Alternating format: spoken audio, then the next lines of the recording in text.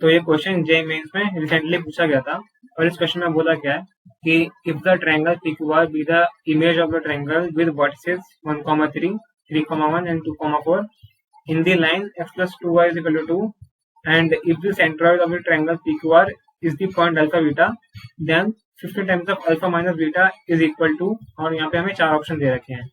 तो इस क्वेश्चन को सॉल्व कैसे करेंगे, तो सबसे पहले मैं इस क्वेश्चन का एक डायग्राम बना देता हूँ सो दैट थिंग्स क्लियर हो सके थोड़ी बहुत। तो अगर मैं इस फिगर के थ्रू अगर अपनी प्रॉब्लम को समझना चाहूँ तो यहाँ पे मुझे 3 पॉइंट्स दिए थे, मैंने क्या किया इन तीनों पॉइंट्स को कनेक्ट करके एक ट्रायंगल बना दिया, ठीक है।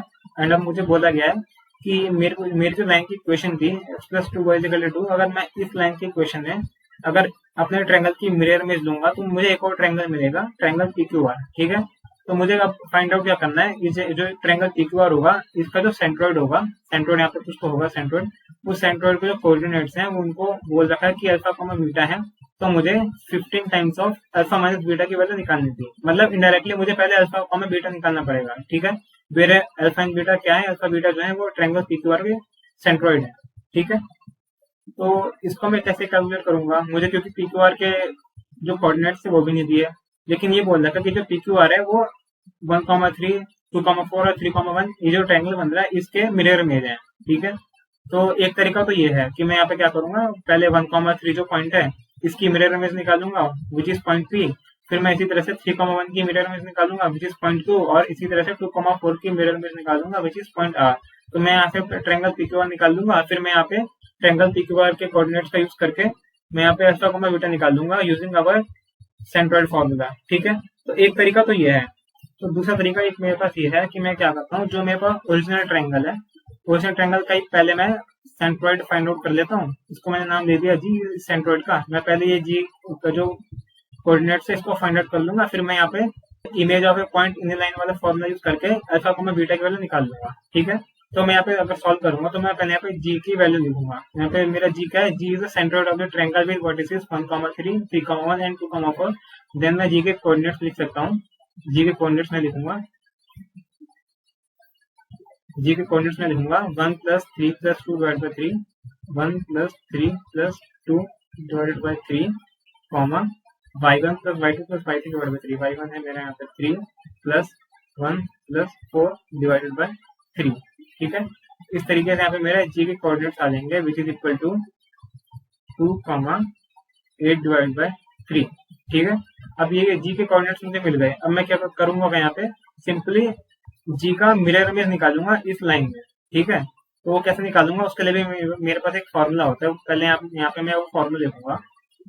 तो मैं यहाँ पे फॉर्मूला यूज करूंगा x - x1 divided by a is equal to y - y1 divided by b is equal to -2 times of ax1 plus by1 plus c divided by a square plus b square, ठीक है। यहाँ पे मेरे x1 y1 और ये एक b क्या है, तो यहाँ पे मैं लिखूंगा x1, y1 क्या है, x1, y1 है जिस पॉइंट की मिरर इमेज मुझे निकालनी होती है। जैसे इस केस में मुझे मिरर इमेज निकालनी है जी की, तो यहाँ पे जी के कोऑर्डिनेट्स क्या है 2,8/3, यहाँ पे मेरे x1 y1 होंगे 2 और 8 डिवाइड बाय 3, ठीक है। और एबीसी क्या है, एबीसी जो है जो मेरे पास लाइन की इक्वेशन दी है x + 2y = 2, इसके कोफिशिएंट्स हैं, ठीक है। तो यहाँ पे मैं अगर अपना एबीसी लिखूंगा तो ए आएगा मेरा 1, बी आएगा 2 एंड सी आएगा -2, ठीक है। A is equal to 1, b is equal to 2 and c is equal to -2, ठीक है। तो मैं सिंपली यहाँ पे इस फॉर्मूले का यूज करूंगा, तो मैं यहाँ पे लिखूंगा x - x1 x - 2 divide by 1 is equal to y - 8 divide by 3 divided by 2 is equal to -2 times of ax1 यानी कि 2 × 1 plus by1 plus 2 × 8 divide by 3 plus c यानी कि -2 divided by a square plus b square यानी कि 1 square plus 2 square, ठीक है। अब मैं यहाँ पे क्या करूंगा, इस पर्टिकुलर एक्सप्रेशन की वैल्यू यहाँ पे कैलकुलेट करूंगा। तो मैं अगर कैलकुलेट करूंगा तो यहाँ पे -2 है, यहाँ पे +2 है, तो 2 और 2 यहाँ पे कैंसिल हो जाएंगे। यहाँ पे बचेगा मेरे पास 16 डिवाइड बाय 3, यहाँ पे 2 से मल्टीप्लाई हो जाएगा, यहाँ पे हो जाएगा -2/3, लेकिन यहाँ पे मेरा 2 स्क्वायर प्लस 1 स्क्वायर दिया है, यानी कि यहाँ पे देखिए 5 से मल्टीप्लाई और हो जाएगी, यहाँ पे मेरा बन जाएगा -2/15। यहाँ पे अगर मैं दोबारा से लिखूंगा इस पर्टिकुलर एक्सप्रेशन को, तो ये बनेगा x - 2/1 is equal to y - 8/3 divided by 2 is equal to -32/15। ठीक है, अब यहाँ से मैं क्या करूंगा, एक एक करके x की और y की वैल्यू निकालूंगा। तो यहाँ से मेरी x की वैल्यू निकलेगी x - 2/1 is equal to -32/15, which means x is equal to -32/15 plus 2 which is equal to -2/15। ठीक है, इसी तरह से मैं यहाँ पे y की वैल्यू निकाल दूंगा, तो मेरे y की वैल्यू आएगी y इज इक्वल टू -32/15, इसका 2 टाइम्स प्लस 8/3।